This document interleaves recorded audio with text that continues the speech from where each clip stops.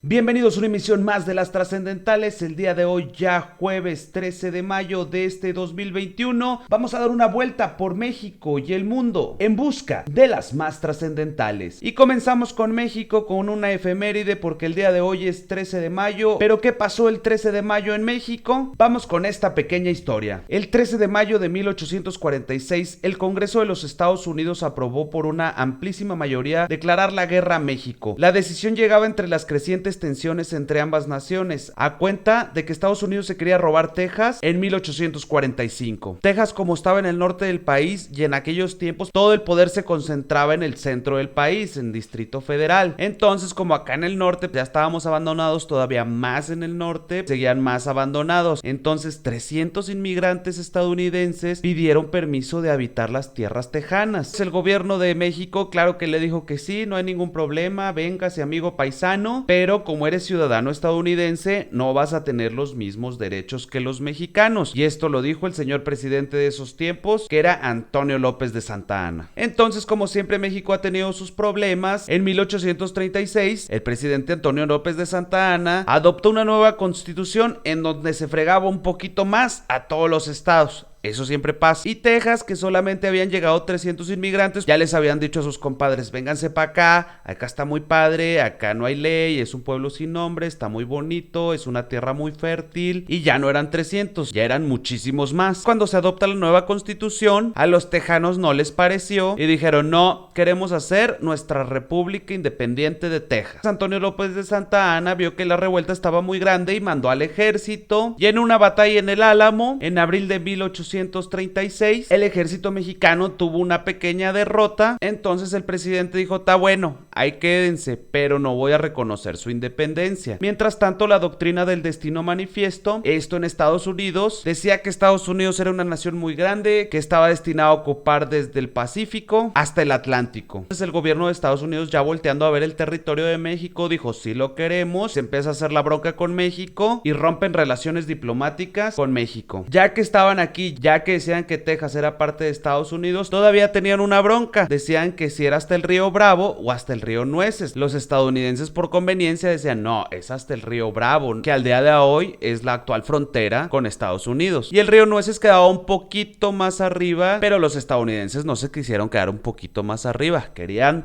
todo. Poco después de la elección en marzo de 1845, el presidente de los Estados Unidos, James Polk, trató de llegar a un acuerdo con México. Dijo, ok, solamente dinos hasta dónde, si es hasta el río de las Nueces o es hasta el río Bravo. Y aparte te queremos comprar California. Pero el gobierno mexicano le dijo, no, ninguna de las dos, no me parecen tus propuestas, ni si Texas llega a tal río o a tal río, y tampoco te voy a vender California. Entonces Polk le dice a las tropas estadounidenses que ocupen todo el territorio mexicano. Y ahí es donde se vuelven a dar un agarronzote en 1846. En este enfrentamiento un poco más grande se derramó mucha sangre de ambas partes. Estados Unidos y México perdieron muchos hombres. Entonces el presidente de Estados Unidos, Polk, llegó al Congreso llorando y le dijo a todos sus compadres que se había derramado mucha sangre en suelo estadounidense cuando todavía era suelo mexicano. Muchos de los gobernantes de gabinete o el futuro presidente de los Estados Unidos, que iba a ser Abraham Lincoln, se encabronaron y dijeron, no, ¿cómo que se derramó sangre de nosotros en nuestra tierra? Vamos a pelear. Y en eso le declaran formalmente la guerra a México. Sin mayores dificultades, las tropas estadounidenses capturaron Nuevo México y la Alta California. El general Zachary Taylor condujo las fuerzas estadounidenses a rápidas victorias en el noreste de México. En ese momento en México nos gobernaba Mariano Paredes de Arrillaga, pero como se le metieron las tropas estadounidenses, Santa Anna dijo, no, yo quiero volver a ser presidente. Así que Mariano Paredes nada más duró 6 meses en el poder y lo derrocan Santa Anna, que rápidamente toma posesión del cargo y manda a las tropas mexicanas y marchó hacia el norte diciendo que tenía más número en sus fuerzas, en sus tropas, y que tenían mucho coraje estas tropas para ir a derrotar al ejército de Estados Unidos. Y bueno, se vuelven a agarrar con todos estos dos ejércitos en la batalla de Buenavista y Santa Anna fue derrotado, obligándolo a retirarse el 23 de febrero de 1847. Otra vez se dieron con todo y ambos bandos perdieron muchos hombres. De todos modos, los estadounidenses no se quedaron contentos y hicieron un cambio de estrategia y dejaron a Taylor en el norte de México, que decidieron entrar por Veracruz Veracruz a la Ciudad de México. Dijeron, la única manera de derrotar por completo